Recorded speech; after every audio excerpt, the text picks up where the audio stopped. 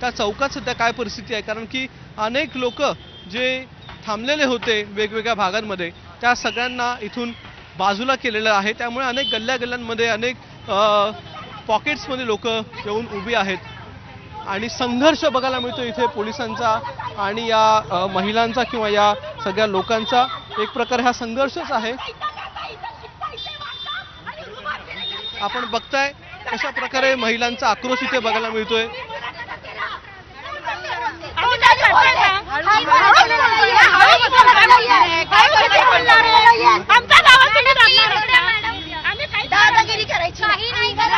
Madam त्यांना पकडताय कशाला? Madam त्यांना पकडताय कशाला?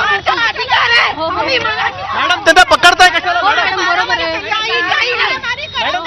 तुमचा गुन्हा काय आहे? मॅडम पकडताय कशाला? मॅडम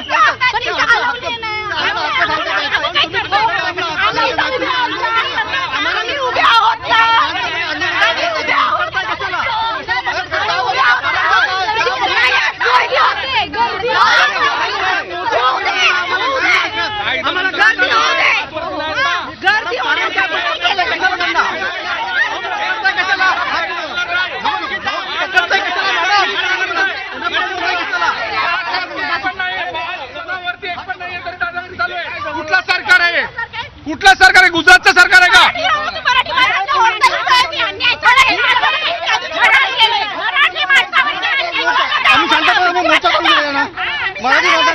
पोलिसांचा कायदा आहे 5च्या वरती नसेल तर पकडू शकत नाही।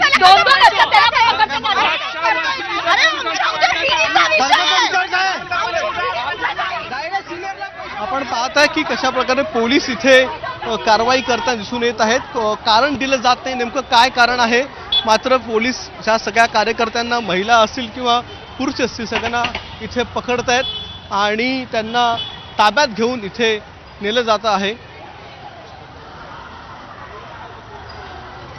प्रेक्षकांना सांगूया, मीरा भाईंदरची ही थेट दृश्य आपण बघतोय। मीरा भाईंदरमध्ये आज मनसे आणि त्याचबरोबर ठाकरेंच्या शिवसेनेने आवाहन केलं होतं मोर्चाचं, परंतु त्यांच्या कार्यकर्त्यांना कालपासूनच ताब्यात घेण्यात आलेलं आहे। मनसेचे जे नेते आहेत अविनाश जाधव, त्यांना सुद्धा काल रात्री 3-3:30च्या सुमारास अटक करण्यात आलेली होती।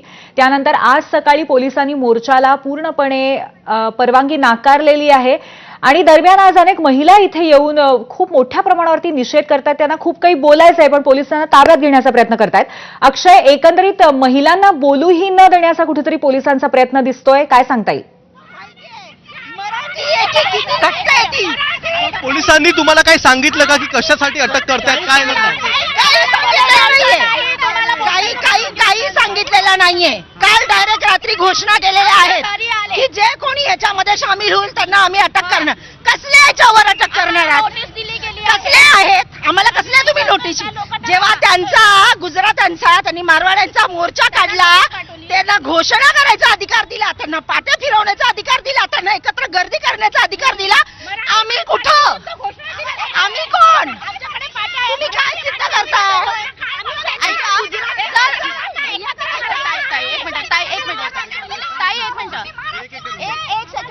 मराठी माणसांना घरी नोटीस पाठवली गेली काल दुपारच्या नंतर, काहींना पकडून ठेवलं आहे आणि जर मारवाडी लोकांची रॅली काढली होती ह्या नरेंद्र मेहताने, तेव्हा नोटीस का नाही गेली त्यांना?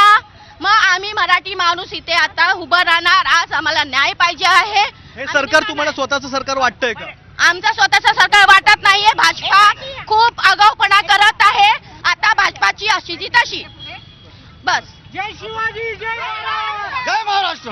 आपण पाहता या सगळ्या कार्यकर्त्यांचा इथे आक्रोश बघायला मिळतोय। शिवाजी महाराजांच्या घोषणा दिल्या जात आहेत, इथे मराठी संदर्भाच्या घोषणा दिल्या जात आहेत इथे आणि कोणत्याही प्रकारे पोलिसांची दडपशाही सहन केली जाणार नाही हेच सांगितलं जात आहे।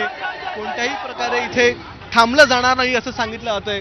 खरं म्हणजे हा संपूर्ण जो विभाग आहे मीरा भाईंदरचा, त्याच ठिकाणी मोर्चा होणार होता। आपण त्या चौकात जाऊया, त्या चौकामध्ये हा मोर्चा खरे अक्षय, एक महत्त्वाचा मुद्दा असा आहे की इथल्या मराठी ज्या सगळ्या या स्त्रिया आहेत, जे बांधव आहेत, त्यांच्या मनामध्ये एक सातत्याने राग दिसून येतोय की आम्हाला दडपलं जात आहे, गुजरात्यांना या पद्धतीने इथे मोर्चा काढायला दिला।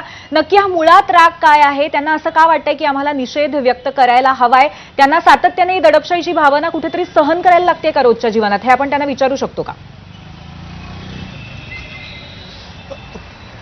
पूर्वी आपण नक्कीच त्यांची प्रतिक्रिया घेऊया. मात्र इथे कोणाला